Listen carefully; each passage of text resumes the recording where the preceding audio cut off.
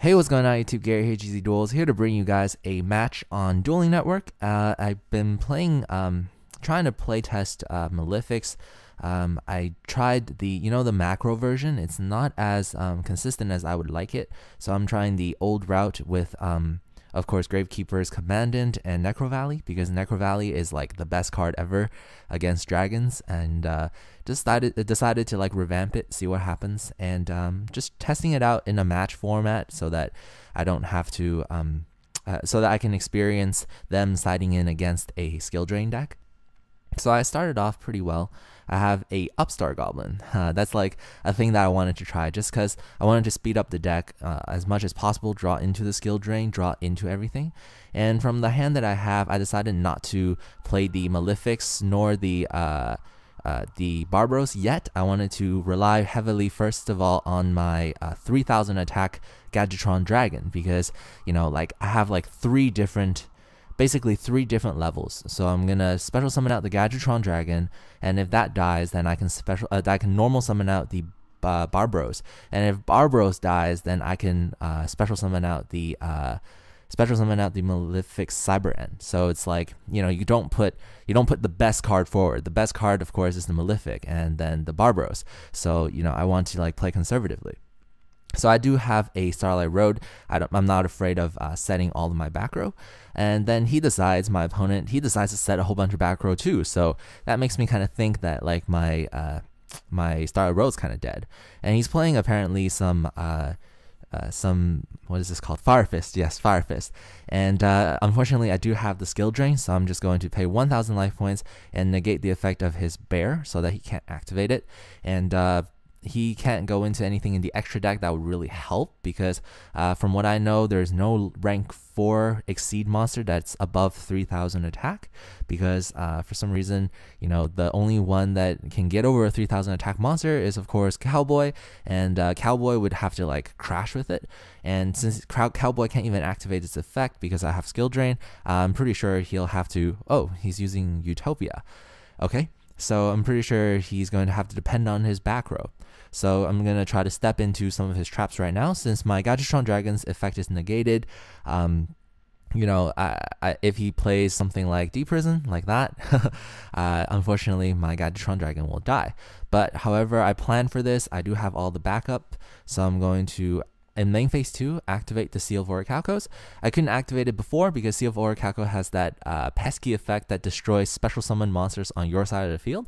So I didn't activate Orichalcos beforehand. So now I'm going to activate Orichalcos and go for the Barbaros, and he changed the Bottomless, which is still fine with me because I have a third plan.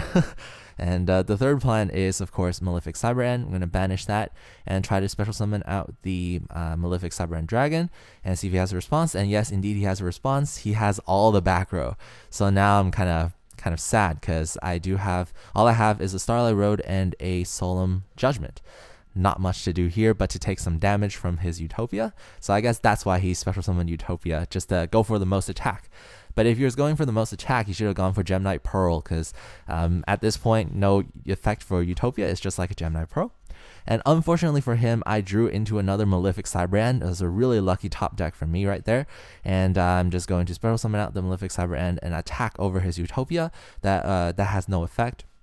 So I will be able to do 2,000 damage, because my Malefic Cyber End Dragon is actually 4,500 attack, which is overwhelmingly high. I can't think of any other monster that's like as high as this. Maybe Franken or something like that, but any single card monster that you can play.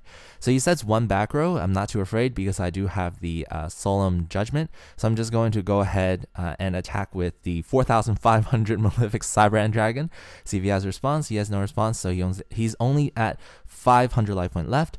And at this point, because I do have a lot of advantage, I choose to save the Upstart Goblin. I don't want to use it yet because I don't want him to have like a lot of life points to work with.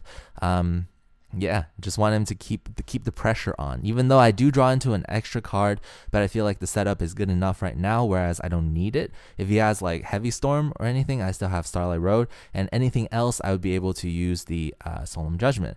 And I drew into a Malefic Stardust Dragon. Unfortunately, I will not be able to use it because of its own effect.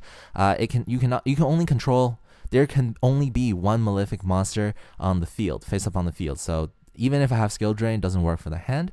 And I destroyed my opponent's rescue rabbit, which he could have used technically, but I don't know why he didn't, because rescue rabbit resolves off of the field into the banish zone. So I attacked with Malefics, and I Solemn Warning his Dimension Prison, and that basically won me the first game. So on to game 2, I'm going to show you guys my siding, my deck recipe right here if you guys want to see it. It's still a work in progress. I decided to main deck, decided to main deck some of the viruses just to test out against the prophecies. And yeah, I'm going to side in the third virus because he's playing a very trap heavy deck and also spell heavy deck because he's playing Fire Fist. So I will get rid of some of his Tenkis and Tensu, and then for all the traps I could just call traps. I also want to side in the Tour Prohibition because I can side in like things that he might play against me, like back row hate, like Heavy Storm. I can also prevent things like let me think. I can also prevent things like Tenki. I might just call Tenki with one of my prohibitions. And I also want to side in the 2 Night Beam because he is playing a trap heavy deck. So we'll see what happens because yeah, I sided out all of my Upstart Goblins. That's like a thing I want to do. I keep 3 Upstart Goblins in game 1 just to speed up my deck and see how it fares against the opponent. But when I'm siding it out, the Upstart Goblins are basically the first to go. Since I want to, the second game and the third game are usually less about speed and more about control. I like to side in more cards, like I want to draw into the cards that I side, right? So he's going to open up with Rescue Rabbit for first turn, and it's pretty cool that he got into Rabbit. I have no Veiler, and he goes into the 2 Gene Warp Warwolves. Really hard card to say, Gene Warp Warwolf. So he's gonna go for a Roach, which is really cool because it's like my Malefics are inherent special summons. But it doesn't really matter for me because I do have like things that I can normal summon like Barbaros, and I have skill drain, so even if he has a Roach, it's not that big of a deal. And so I use Night Beam and I destroy one of his back row. It's a good thing I did because I have the setup so that I could go into like a Thunder King and I can lock down everything because I have skill drain. So I'm going to do that. I'm going to activate the Sea of Orichalcos first, and then going to summon the Thunder King. And since I have a lot of like back row, I'm going to set the skill drain. I'm basically thinking of using Prohibition for Heavy Storm because that's the only card that could significantly hurt me at this point. If he has Heavy Storm and then he destroys my skill drain and everything, that'd be really sad. And I destroy my opponent's Roach because I get 500 boost from my Sea of Orichalcos, which is really cool because my Thunder King is basically 2,400 attack. It's awesome, and it prevents one of my opponent's special summons. So I do the rest that I have to do. I'm going to use Prohibition and call Heavy Storm and pass my turn off to my opponent. At this point, there's not that much he could do. If he summons like Bear or anything, I can skill drain it. So that's why I didn't call Tenki. I didn't call Bear. Calling Tenki would be useless because I have Thunder King. So he tried to activate Tenki. At first I was like, oh, you can't search, but he already knew that. He didn't search. He just wanted the attack boost apparently, or like he just wanted to use Bear's effect.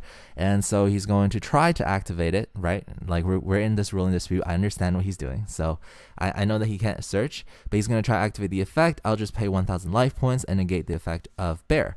And he says it's pretty much GG. So I hope you guys enjoy this duel. It's a really cool thing. This person is really cool because he's just like trying to ask for my deck profile, and it's like really nice to have this mentality to try to learn instead of trying to be salty and just leaving. He wants to like learn about this deck. So I really like this guy. If you're watching this video, then kudos to you. This is Gary gzduels signing out.